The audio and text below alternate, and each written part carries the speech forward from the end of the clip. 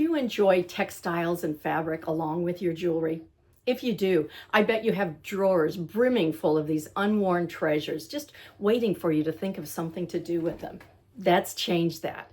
In this video, I'm going to show you how to combine your cherished textiles with your brooches, transforming them both into wearable memories.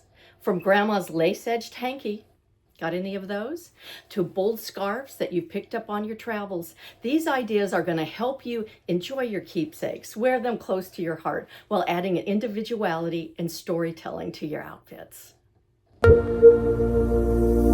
When you love brooches, you really love brooches. The response to my video, How to Keep Your Brooches Secure, was incredible. A lot of you shared lots of stories behind your brooches and the origin of them and how they came to you and your family.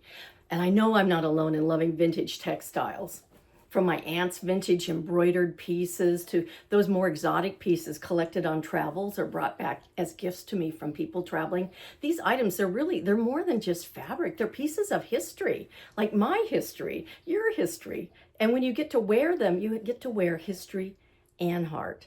But let's face it, for many textile collectors, these pieces often sit unseen in drawers, but no more. Today, I'm going to show you how to pair your favorite brooches with a variety of textiles, at least how I do it, to create looks that honor the stories and add a unique touch of style. You'll feel really energized wearing them.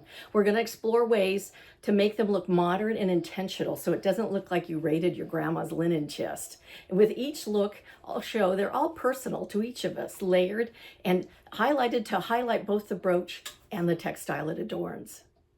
Let's start with what I'm wearing today. It's a structured jacket with a traditionally kind of masculine plaid, and I've pinned to it a piece of Japanese fabric that I found in a textile museum years and years ago. Now the blacks and grays and magentas in the Japanese fabric, they echo the colors in the plaid jacket. And the structured wool jacket, it seems like a perfect stage for the soft flowing fabric, which almost seems to dance as I move. It flows and dances. Now I've secured the fabric with, it's a blackened metal brooch of a leaf.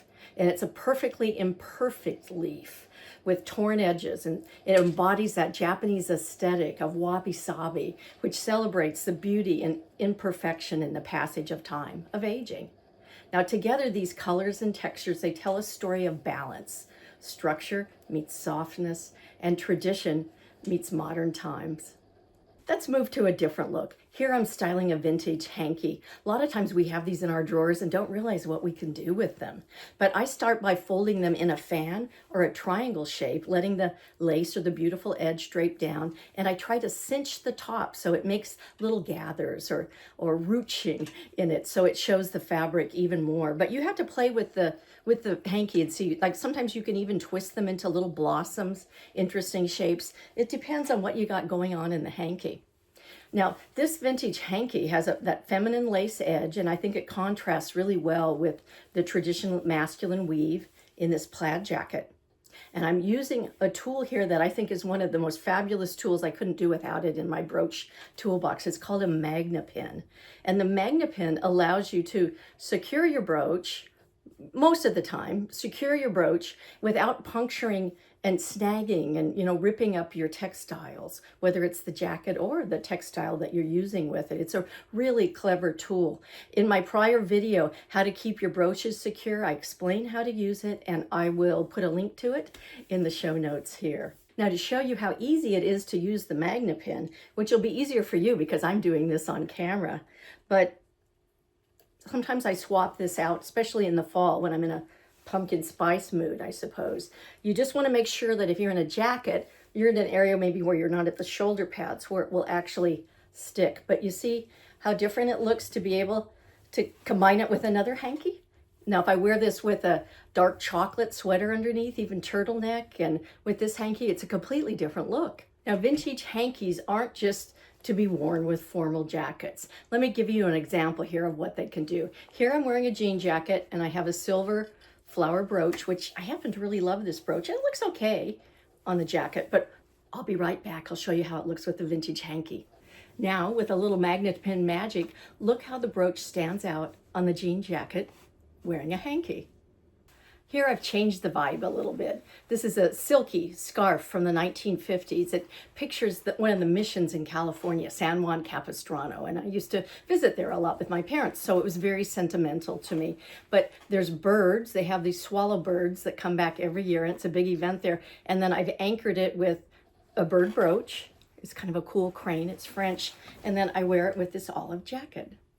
Now, some of you have pieces of lace. It may even be white lace from a wedding dress, and some of you certainly have leather pieces. What are some of the things you can do with leather or lace?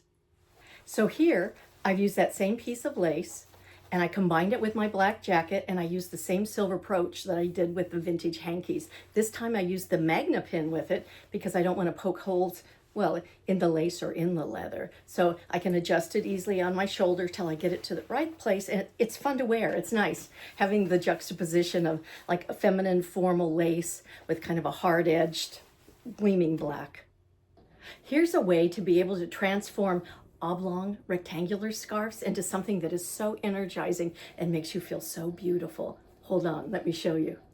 So to be able to enjoy my long rectangular scarves without having to fuss with them all day, I simply fold them, cinch them, and put them at my shoulder and adhere it with my favorite brooch. It's just vibrant and impactful, and I see the fabric move throughout the day. It's really kind of all you need with one outfit is your one colorful scarf with it. This particular brooch, it is bold. It's a rooster that is tauntingly holding a rare gem called a sphalerite from Spain.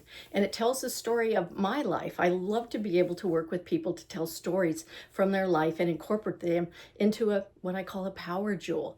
And this particular one tells a story, the symbology between an uncertain young woman and growing up to become the confident person I am. I'll attach up the blog link in the description so you can learn more about how I put those ideas together in a piece of jewelry.